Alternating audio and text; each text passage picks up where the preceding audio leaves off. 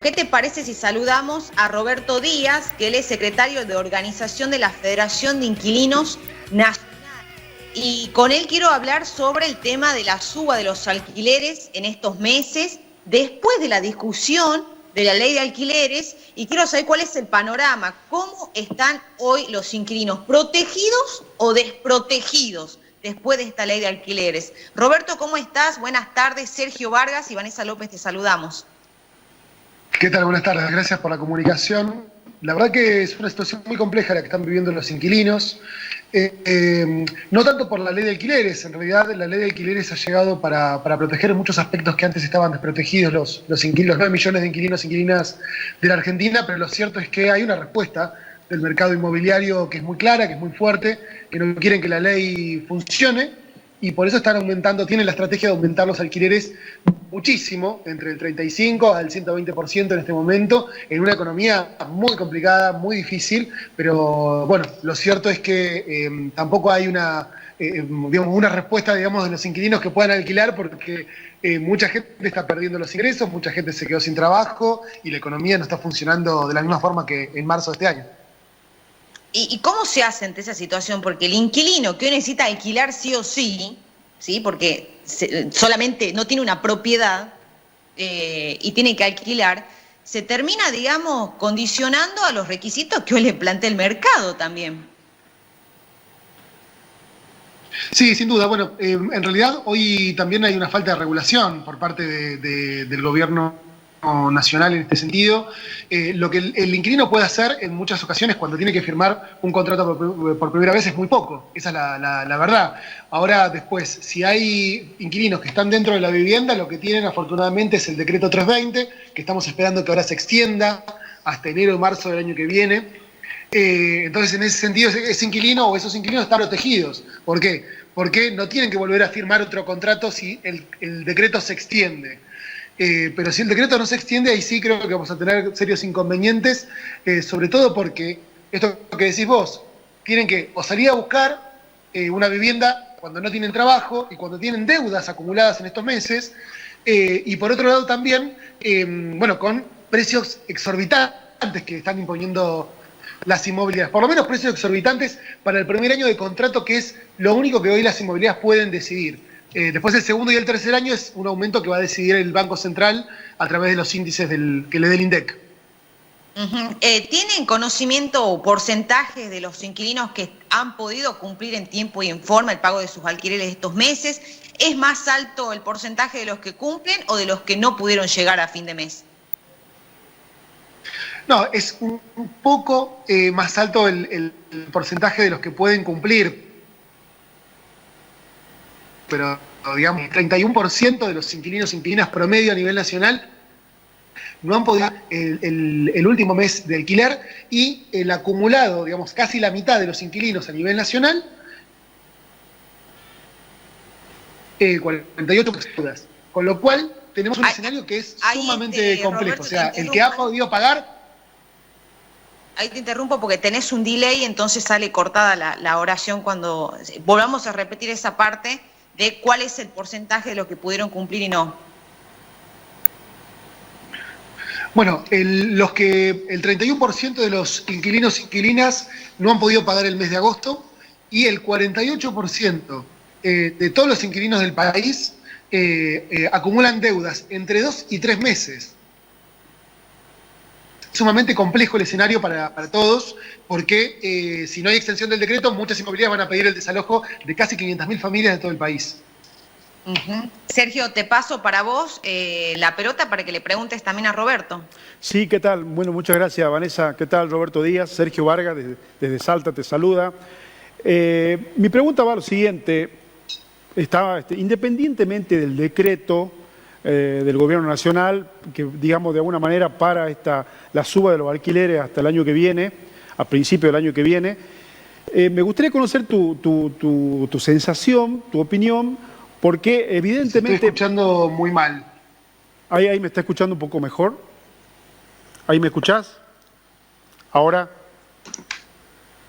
Si no, lo llamamos telefónicamente porque es el internet de Roberto, me parece. porque se va pixelando, así que le pido a la producción, ahí Pablito, ¿Ahí me lo escuchás, llamamos Roberto? directamente de manera telefónica a Roberto. Pablo. ¿Ahí me escuchás, Roberto? Bueno, evidentemente todavía, digamos, no podemos establecer una comunicación con Roberto, pero bueno, estaba precisamente hablando de la situación de aquellas personas que no tienen una propiedad, que tienen que alquilar y que, bueno, hoy por esta situación de pandemia se ven realmente muy complicados a la hora de pagar el alquiler. Él nos comentaba que casi un 40% de la población global, digamos, de todo el país, hoy por lo menos debe 2 meses de alquiler, y esto es una realidad que nos toca absolutamente a todos. Lo digo porque yo también soy una persona que alquila, así que está muy difícil la situación, y un poco eso es lo que queríamos comentarle y preguntarle a Roberto Díaz, que es de la Federación de Inquilinos de la República Argentina. Roberto, ¿me escuchás?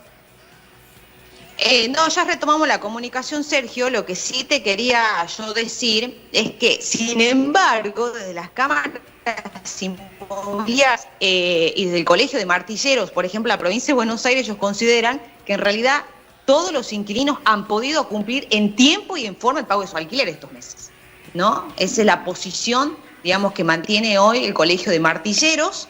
Y que de alguna manera la ley de alquileres dijo que lo que trae acá a la actualidad es la discusión de inquilinos versus propietarios, ¿no? Complicado. Sí, la verdad que es una situación muy compleja, pero la única verdad de la realidad, uno cuando ve televisión ve cada vez más familias que están viviendo prácticamente, durmiendo en la calle, debajo de los puentes, y una situación realmente muy complicada por la que están atravesando aquellas familias, aquellas personas que no tienen una vivienda propia y que no pueden tampoco acceder a ningún tipo de crédito para poder en algún momento tener un lugar propio, ¿no?, a donde vivir. Bueno, ese era un poco en la charla que estábamos teniendo con Roberto Díaz, que nos estaba comentando la situación por la que estaba atravesando el sector, ¿no?, el sector de inmobiliaria, de los inquilinos, en fin, bueno.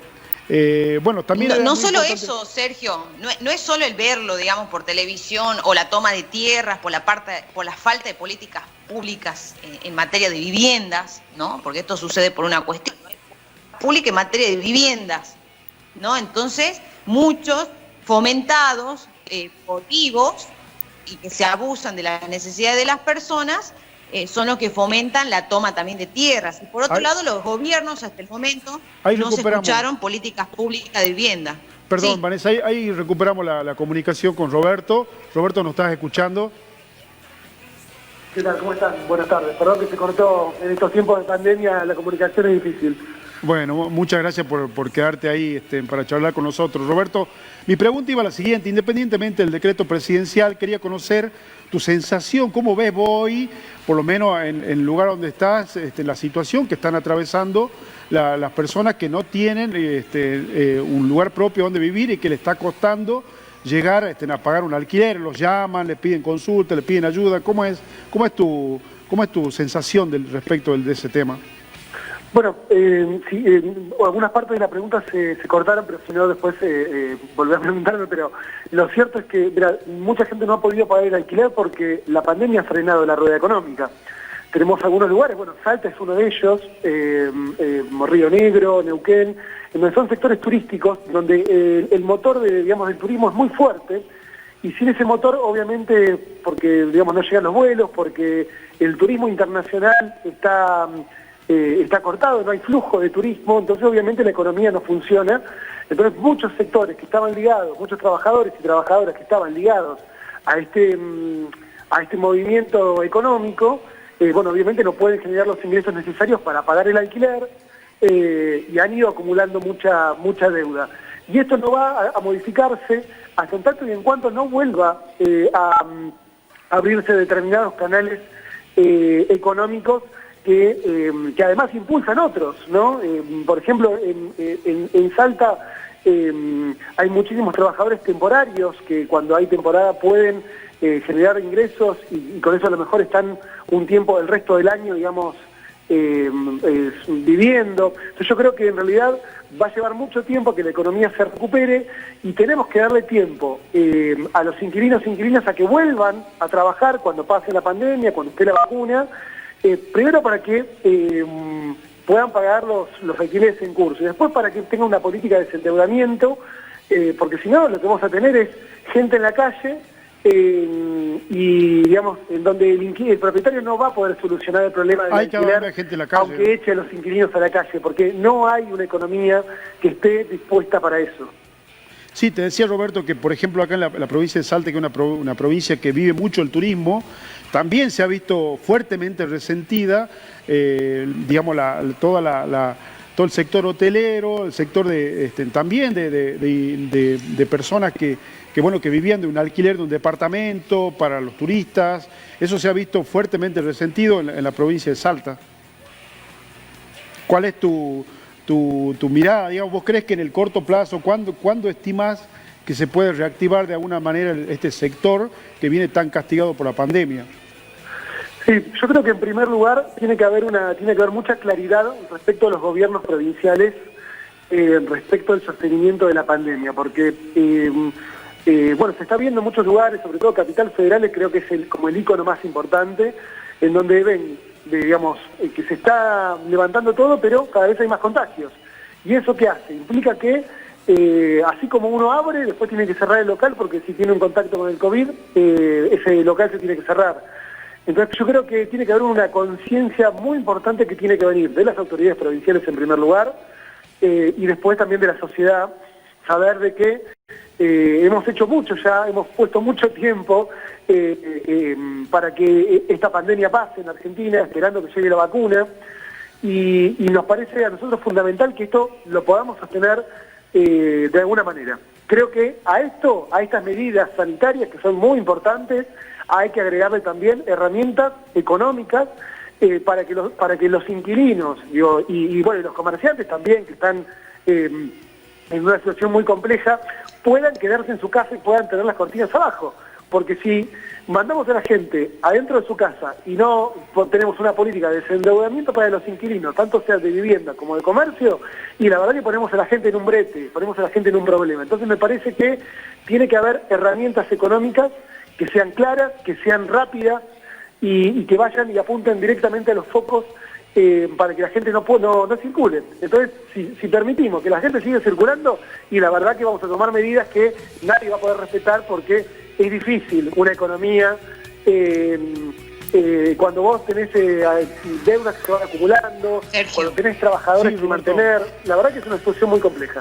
Bueno, muchísimas gracias por tu comunicación, Roberto. Fue un placer charlar con vos, te mandamos un fuerte abrazo, Vanessa López y Sergio Vargas. Muchas gracias.